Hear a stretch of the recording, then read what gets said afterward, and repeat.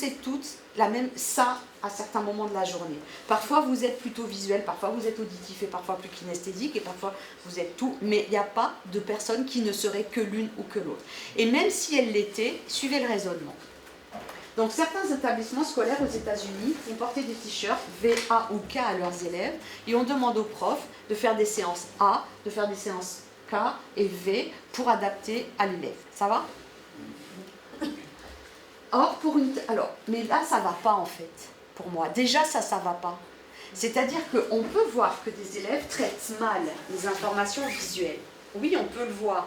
Est-ce pour autant qu'on doit les assigner à résidence et dire « Ah bah toi, surtout, tu touches à rien sur le visuel ?»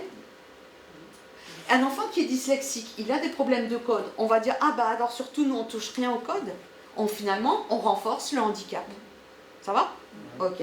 Pour une tâche donnée, tous les individus utilisent tous les mêmes zones cérébrales. Si je vous montre ça, vous n'êtes pas auditif, quoi, point. Vous ne pouvez pas être auditif.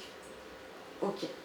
Et donc, nous activons irrémédiablement, nous ne pouvons pas nous empêcher d'activer les mêmes zones, des aires visuelles quand on regarde, des aires auditives quand on écoute.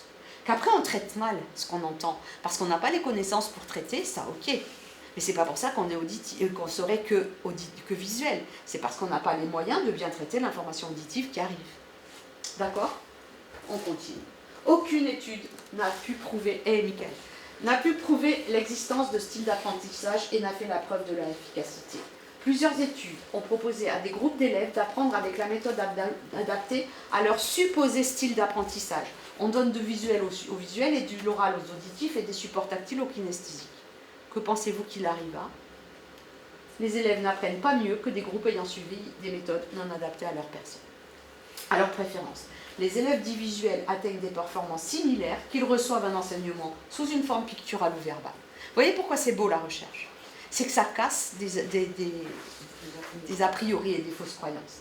Il n'existe actuellement aucune justification empirique crédible qui permette de soutenir l'usage en classe de méthodes fondées sur les styles d'apprentissage, aussi populaires soient-ils. Et je poursuis.